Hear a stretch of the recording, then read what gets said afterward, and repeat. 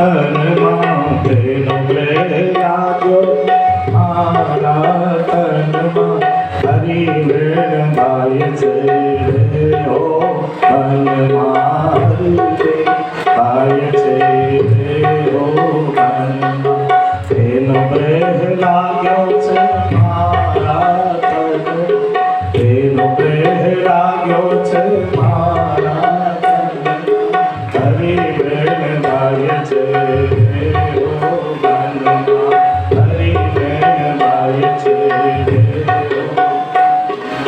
तेन ब्रेह लाग्यो छे मारा तन तेन ब्रेह लाग्यो छे मारा तन हरि वेण भाई छे रे हो मन क्या सुंदर भाव। और वो जंगल में प्रभु ने वेणुनाद किया और उस वेणुनाद को सुन करके लाखों लाख गोपियां एक साथ नंदनंदन के पास आकर खड़ी हो गई। भगवान के दोनों नेत्र बंद हैं। आज सुंदर प्रभु ने कौन सा श्रृंगार किया है? मुकुट कांचनी का श्रृंगार है। जरी के सुंदर सफेद वस्त्र, हीरा के सारे पूरे सर्वांग में आवरण। और मुकुट कांचनी क्यों ठाकुर जी धराते हैं, ये कौन बताएगा?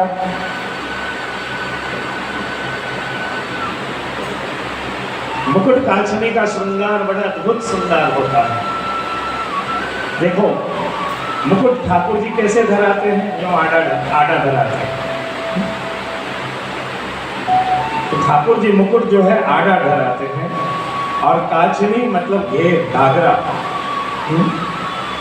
तो आज ऐसी लीला हुई है, ठाकुर जी कांचनी बन करके चारों तरफ से ठाकुर जी को घेर लिए। घेर बन करके सारे ब्रज भक्तों ने ठाकुर जी को घेर लिया है और उन ब्रज भक्तों के बीच प्रभु वेणुनाद करके अपने सर्वांग का रस गोपियों पे उड़ेल रहे, गोपियों के मस्तक पे उड़ेल रहे, गोपियों को उस रस का दान कर रहे। तो जब ब्रज गोपियों को रस का दान करना होता है, तब जो है भगवान गोपियों को कांचनी बना लेते हैं और स्वयं मुकुट पे सवार होकर के रसदान करते हैं। तो आज ठाकुर जी ने क्या श्रृंगार किया है? मुकुट और सुंदर मुकुट कांचनी का श्रृंगार करके अचानक से गोपियों को मान हुआ और गोपियों के मध्य से ही भगवान चले गए। तो जब गोपियों के मध्य से भगवान चले गए, गोपियों के मन में बड़ा ताप उत्पन्न हुआ। तब सारी गोपियां यमुना जी के तट पे आ गई।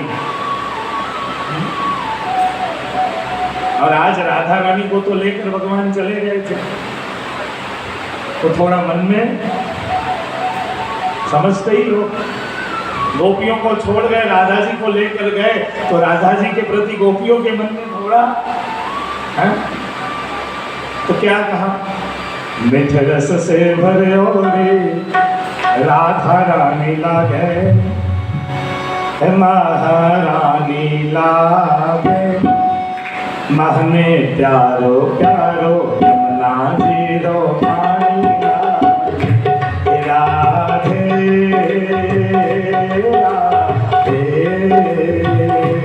राधे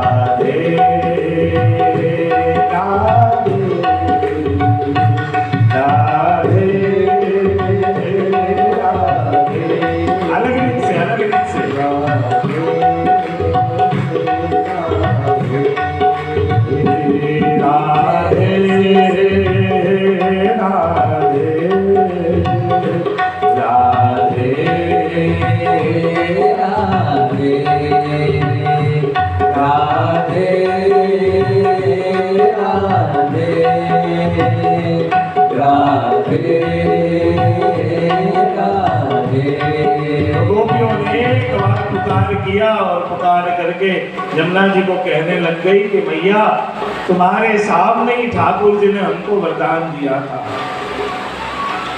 कि शरद पूर्णिमा की रात्रि में प्रभु हमारे मनोरथ को पूर्ण करेंगे। इस भाव को हर कोई नहीं समझ सकता। जो प्रेम रस चखा नहीं, अमृत पिया तो क्या हुआ। जिसने प्रेम रस चखा नहीं, अमृत पिया तो क्या हुआ। और जिसने प्रेम में सिर दिया नहीं, जुग जुग जिया तो क्या हुआ। इस भाव को वही समझ सकता है जिसने प्रभु से, जिसको प्रीति हो गई।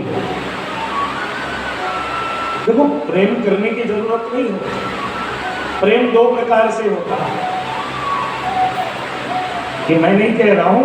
दसम स्कंद पहला अध्याय चौथा श्लोक, बस चौथे श्लोक को खोलिए। दसम स्कंद प्रथम अध्याय चौथे श्लोक को खोलिए। उस श्लोक में एक लाइन है, वो लाइन मैं बोलता हूं, घर जाकर के चेक कर लीजिएगा। एवं निशम्य भृगुनंदन साधुवादम भैया सके स भगवान तवेष्णुवातम। सुखदेव जी को आज पहली बार सुखदेव जी ने व्यासपीठ पे विराजमान होकर के राजा परीक्षित को प्रणाम किया। और व्यासपीठ के प्रोटोकॉल टूट गए। अब सुखदेव जी जैसे महायोगी व्यासपीठ के नियम को तोड़ देंगे तो संभव नहीं है। लेकिन किसी विद्वान में ये दम नहीं कि जवाब दे दे। अंत में श्री महाप्रभु जी ने इसका समाधान किया। सुबोधनी जी ने, श्री महाप्रभु जी कहते हैं कि व्यासपीठ की मर्यादा तब भंग होती है जब सामने कोई व्यक्ति विशेष बैठा हो। लेकिन आज राजा परीक्षित पहले राजा था, लेकिन जब कथा चौथे दिन पहुंच गई तब अब वो राजा परीक्षित नहीं रहे, वो परम भागवत भक्त हो चुके हैं। उनके हृदय में ठाकुर जी आ गए, वो साक्षात परम भगवदीय हो गए। और परम भगवदीय को व्यासपीठ से अगर पांव भी छू ले तो व्यासपीठ की मर्यादा भंग नहीं होती। भगवान के भक्त की अपनी महिमा है, गरिमा है, भगवान के भक्त की विशेषता। तो सुखदेव जी ने आज राजा परीक्षित को क्यों प्रणाम किया, तो वहां कारण बताया। कारण क्या बताया कि प्रेम दो प्रकार से होता है। प्रेम कैसे कैसे होता है, दो प्रकार से होता है। एक प्रेम होता है किसी के बताने, कहने, समझाने से। क्या आपने सत्संग किया, मंदिर में गए और मंदिर में जाने के बाद आपको, जैसे रसखान जी आगरा की गलियों में रहते और आगरा की गलियों में रहते रहते रसखान जी को एक छोटे से बच्चे में प्रीति हो गई। और उस बच्चे को जब तक रसखान जी देखते नहीं तब तक जल नहीं लेते, ऐसी प्रीति हो गई। उस बच्चे को देखने के बाद ही जल पान करते। तो वैष्णवों की मंडली थी, सारे वैष्णव सत्संग कर रहे थे। वैष्णवों ने कहा कि देखो, इस रसखान को, इस छोटे से बच्चे में ऐसी प्रीति है, अगर ऐसा ही प्रेम इसे उस सावरे लाल में हो जाए तो इसके जन्म जन्म का उद्धार हो जाएगा, भव भव के बंधन कट जाएंगे। सिर्फ ठाकुर जी से प्रेम हो जाए तो। और बस रसखान जी उसी समय ब्रज के लिए निकल गए। रसखान जी उसी समय ब्रज के लिए चले गए और ब्रज में श्री जी बाबा को ढूंढने के लिए चले गए। और फिर ब्रज में जब गए, जब प्रेम के रंगों में रंग गए, तो फिर कहने की बात ही क्या है। अरे धूरी भरे अति शोभित श्याम, अरे धूरी भरे अति शोभित श्याम जो, और कैसी बनी शिर सुंदर चोटी, खेलत खात फिरे अंगना पग, पैजनी बाजती पीरी कछोटी। अरे वाह छवि को रस खान बिलोकत, वाह छवि को रस खान बिलोकत, भारत काम करानी थी कोटी। और कागे के भाग्य की कहा कहिए, हरि हाथ से ले गयो माखन रोटी, कागे के भाग्य की कहा कहिए, हरि हाथ से ले गयो माखन रोटी। महाराज कितना अद्भुत भाग्य है, ये काग कोई और नहीं है, पूर्व जन्म के एक ऋषि काग के रूप में जन्म हुआ। और क्यों जन्म हुआ है? तो यशोदा मैया ठाकुर जी को माखन में रोटी लपेट करके और दोनों हाथ में पकड़ाती है। छोटे बच्चे की आदत होती है, वो कोई चीज एक हाथ में नहीं लेता, दोनों हाथ में लेता है। तो यशोदा मैया ने ठाकुर जी को दोनों हाथ में रोटी दे दी और एक रोटी लेकर के भगवान ने एक बार मुंह से, अपने मुखारविंद से भगवान ने एक कौर बढ़े और वो सामने बैठा हुआ कौवा, उसने एक बार काँव किया। अब कौवे को काँव करता देख करके बालकृष्ण प्रभु के मन में भी काँव करने का भाव उत्पन्न हुआ। तो प्रभु भी मुखारविंद खोल करके और जैसे ही काँव बोलने गए, कौवा दौड़ करके आया, मुखारविंद का वो ग्रास नीचे गिर गया है, कौवे ने चोंच में उठा करके और उड़ गया है। जन्मों जन्म के ऊपर आज कृपा हो गई, आज प्रभु के अधरामृत की प्राप्ति हुई।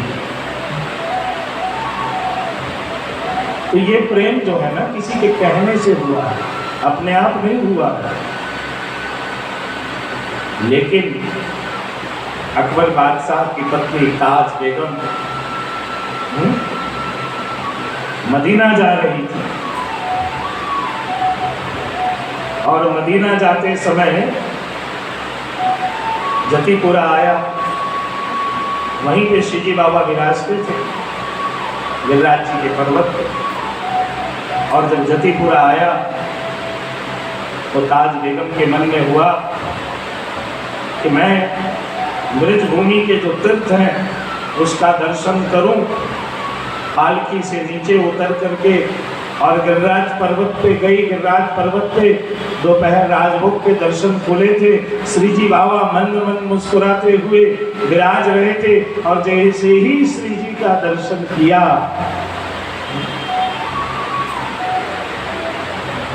इसे कहते हैं सर्वोच्च प्रेम, जो नजर से देखते ही ठाकुर जी से प्रेम हो जाए। नजरबाज को नजर सनम ने नजर मिलाते, नजर ने देखा नजर गिरी तो नजर चढ़ाते, नजर के ऊपर नजर को देखा। समझना बहुत कठिन है। नजरबाज को नजर सनम ने नजर मिलाते, नजर ने देखा। अब प्रेम तो हो गया, ठाकुर जी से प्रीति हो गई। अब प्रेम के बाद की जो बड़ी समस्या होती है विरह।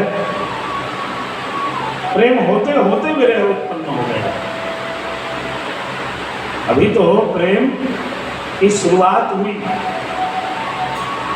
लेकिन अब दर्शन बंद होने वाले हैं, विरह होने लगेगा। ये जो प्रेम है ना, इस प्रेम को कहते हैं नैष्ठकी प्रीति। क्या कहते हैं? नैष्ठकी प्रीति। और इस प्रकार का प्रेम आज ब्रजांगनाओं के भीतर उत्पन्न हुआ है, ब्रज भक्तों के भीतर उत्पन्न हुआ है। यह भगवान को सुनने और समझने नहीं गई थी, इन्होंने तो सिर्फ भगवान को देखा था। इन्होंने तो सिर्फ प्रभु को देखा था और जैसे ही भगवान को देखा उसी समय से प्रभु को प्रेम करने लग गई। उसी समय से प्रभु से प्रीति करने लग गई।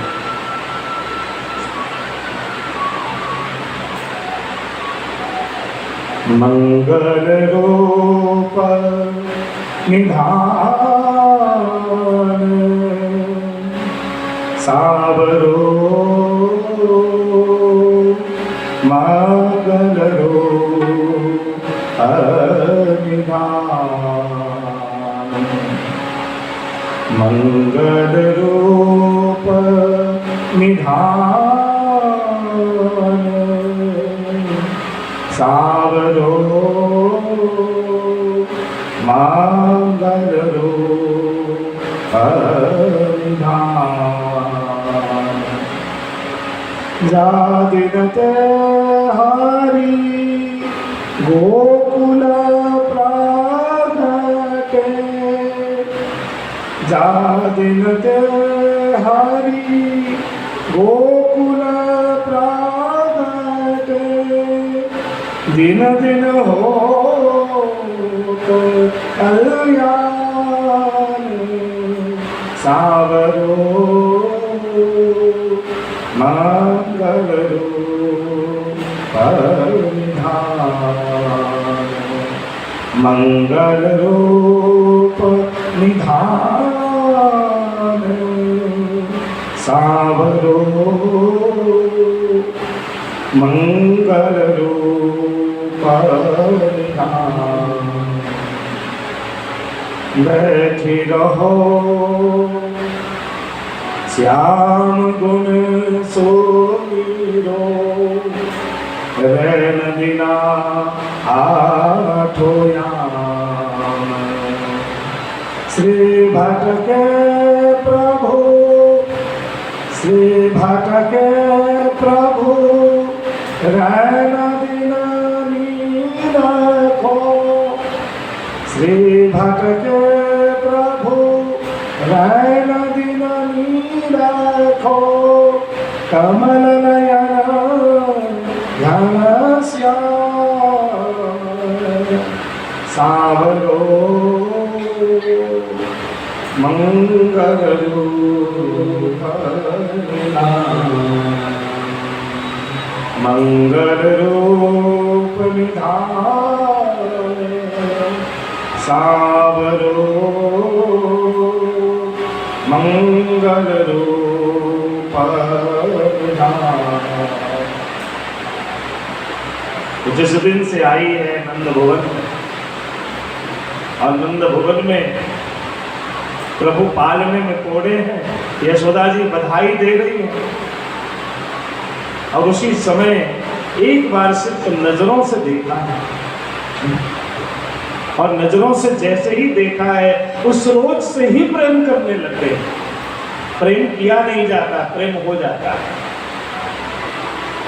अगर प्रेम किया जाता तो बहुत लोग न करते, क्योंकि जो लोग प्रेम में परेशान हो चुके हैं, प्रेम को झेल करके दुखी हो चुके हैं। एक ब्रज में भक्त रहते थे और वो वृंदावन की गली में खड़े रहते और सबको कहते हो पथिकवा मत जई हो वृंदावन की ओर, या वन में एक चोर रहता है नटवर नंद की सोर। इस वन में मत जाना, बोले जाओगे सही सलामत कोई दिक्कत नहीं, लेकिन आते आते तुम्हारी स्थिति बिगड़ जाएगी, पता ही नहीं चलेगा तुम कौन हो। श्याम लग्यो संग डोले मेरो माई, श्याम लग्यो संग डोले, पता भी नहीं चलेगा। ठाकुर जी तुम्हारे पीछे पीछे डोलेंगे, पहले तो तुम्हारे पीछे पीछे डोलेंगे, उसके बाद पूरी जिंदगी इसके पीछे पीछे तुम डोलोगे। इसलिए डोलना बंद न करो। बात समझ में आई कि नहीं? पहले आप उसके पीछे नहीं, वो आपके पीछे डोलेगा। पहले वो आपके पीछे डोलेगा और उसके बाद क्या होगा? उसके बाद आपको उसके पीछे पूरी जिंदगी डोलना है। इसलिए उसके पीछे मत जाना। इसलिए आज गोपियां भी बहुत आजीज हो गई और बिल्कुल आजीज होकर के जमुना जी के तट पे बैठ गई। जमुना जी को विनती करने लग गई कि महारानी माँ, तुम ही बताओ, तुम्हारे सामने कन्हैया ने हमको वरदान दिया था। आप सब में से किसी को नींद आई कि नहीं आई आज? अब आज की कथा बराबर नहीं है। धर्मिष्ठा सो रहे हैं, नींद आई मतलब धर्मिष्ठा नहीं है ना? नहीं भैया क्या है? वाह,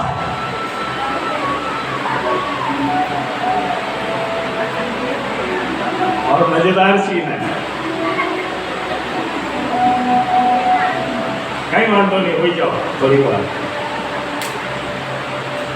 कथा में नींद आना बहुत ही शुभ लक्षण है।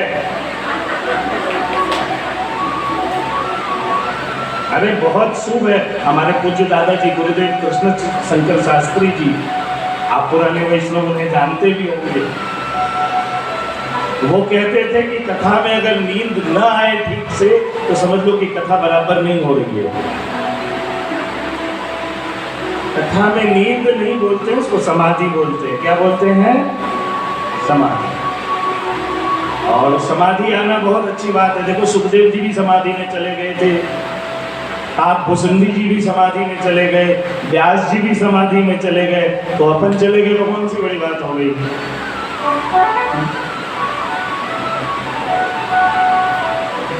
बाकी तो फिर श्री जी होते रंग मने शीद लगाड़ो, श्री जी होते रंग मने शीद लगाड़ो, श्री जी होते रंग मने शीद लगाड़ो। अब श्री जी ने ऐसा रंग लगाया है, ठाकुर जी ने ऐसा रंग लगा दिया है, तो फिर क्या चिंता? फिर तो प्रभु के पीछे पीछे डोलना है। अब गोपियों की स्थिति ऐसी हो गई है कि ना घर की रही ना घाट की रही। अब घर जाएं तो क्यों जाएं, और नहीं जाएं तो कहां जाएं? अब घर जाने की जरूरत नहीं, क्योंकि इसके जितने भी लौकिक हैं वो सब ठाकुर जी ने संभाल लिए हैं। सबसे बड़ी बात ये है, सबसे बड़ी बात यह है कि जो जीव ठाकुर जी के मार्ग में पांव डाल देता है, ठाकुर जी लौकिक संभाल लेते हैं। तो ठाकुर जी ने लौकिक सब संभाल लिया है। थोड़ी यातना कष्ट सहना पड़ता है, थोड़ी तपस्या भी करनी पड़ती है, घर वालों का भी सुनना पड़ता है। अरे भैया, मेरे को ये बात नहीं समझ में आती, एक युवक को युवती से प्रेम हो जाए, 1000 गाली सुनने को तैयार है, लेकिन युवती को छोड़ने को तैयार नहीं है। पिटाई भी खाने को तैयार है, गाली भी सुनने को तैयार है, जितने त्रास देना चाहो दे दो, और दोनों एक दूसरे को छोड़ने के लिए तैयार नहीं। लेकिन सिर्फ ठाकुर जी के सेवा की बात आवे, ठाकुर जी को प्रेम की बात आवे, वहीं सारी समस्याएं क्यों आती हैं? मुझे लगता है कि समस्याएं इतनी बड़ी नहीं है। हाँ, आपका प्रेम जरूर छोटा है, आपका प्रेम जरूर छोटा हो जा रहा है, समस्याएं इतनी बड़ी नहीं है। और हो सकता है कि मैं प्रेम करने के लिए किसी से परमिशन लेने की जरूरत थोड़ी है। हम प्रभु को चाहते हैं, इसके लिए मुझे किसी से पूछने की जरूरत नहीं है। घर वालों को हमारा, देखिए अपने पास 24 घंटे हैं, 8 घंटे आप सोने के लिए निकाल दो। 8 घंटे सो, 6 घंटे नहीं, 8 घंटे आप सोने के लिए निकालो। 8 घंटे आप घर वाले को दे दो, और बाकी के 8 घंटे को अपने तरीके से जीने की कोशिश करो।